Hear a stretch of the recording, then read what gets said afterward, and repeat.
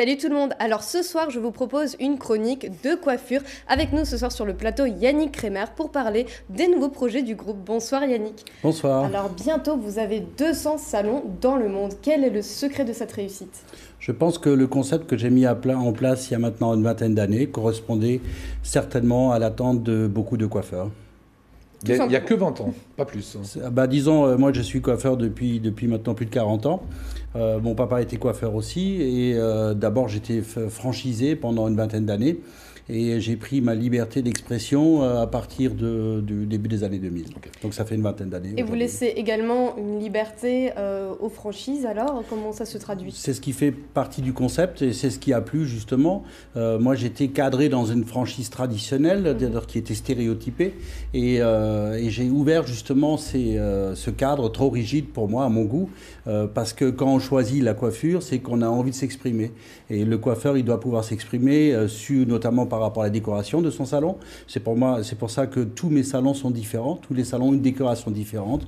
Et puis surtout artistiquement, je leur donne la possibilité à tous les coiffeurs du groupe de pouvoir s'exprimer artistiquement et en immortalisant leur travail. Alors vous avez également créé vos propres produits Kremer et pour cette année, vous avez des nouvelles perspectives concernant la distribution de ceux-ci. Ça fait une dizaine d'années que j'ai lancé les produits que vous avez ici, vegan, qui sont botaniques et naturels. Et cette année, j'ai, fort du succès que l'on a en Asie, le groupe Watson m'a contacté pour distribuer les produits Kremer dans 3800 points de vente en Chine. Alors en parlant justement d'Asie, c'est inéluctable. En ce moment, on parle de coronavirus. Comment est-ce que vous gérez donc cette crise au niveau des salons, au niveau du business ? Alors c'était une crise assez importante pour le groupe chinois. Parce qu'effectivement, les salons étaient fermés 4 semaines. Le virus est tombé en plein Nouvel An chinois. Donc tous mes collaborateurs et salariés sont partis dans leur famille. Et donc tout le monde était à l'extérieur. Et le gouvernement chinois a décidé de confiner un peu tout le monde à la maison. La Chine était en arrêt pendant 1 mois.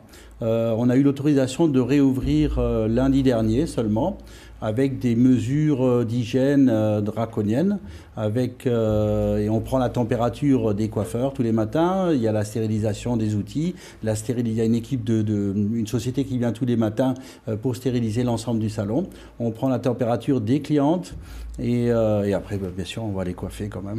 Ah, c'est tout un process qu'on ne verra sans doute pas en France, mais en tout cas en Asie, c'est bien mis en place. À partir de cette année, il y aura également une nouveauté, c'est qu'on va pouvoir retrouver vos produits dans des hôtels. Oui, toujours fort du succès chinois. Au mois de mars, j'étais en Chine pour l'ouverture du salon à Shanghai, un énorme salon, et les Chinois font tout en grand. Ils avaient invité 400 VIP, et en l'occurrence, il y avait la directrice commerciale d'un groupe qui s'appelle Hôtel Emporium. Elle m'a dit, tiens, je verrai bien vos produits dans nos hôtels. Alors, je ne savais pas exactement de quoi il s'agissait. Alors, le groupe Hôtel Emporium, c'est une société américaine basée à Los Angeles et qui commercialise des produits et accessoires pour les hôtels du monde entier.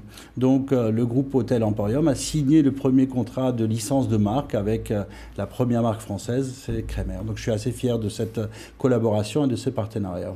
Merci beaucoup Yannick, et vous pourrez retrouver toutes les informations, toute l'actu dans le magazine Kremer également. Voilà, et les produits sont juste à vos côtés, qu'on vient d'évoquer. Ils sont là. Allez, une autre actualité à présent, Vera.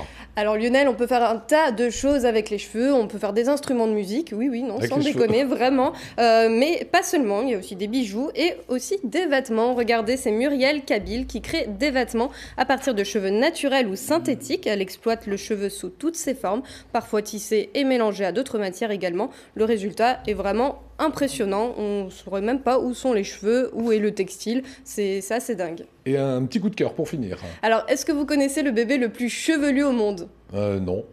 Regardez, voici Chanko, c'est une petite japonaise qui a plus de 400 000 followers et depuis ses 6 mois, elle est l'égérie de nombreuses marques et elle a une chevelure impressionnante. Alors Yannick, c'est peut-être une future cliente chez vous. Ah bah pourquoi pas. Ouais, celle-là, elle va faire gagner de l'argent au coiffeur.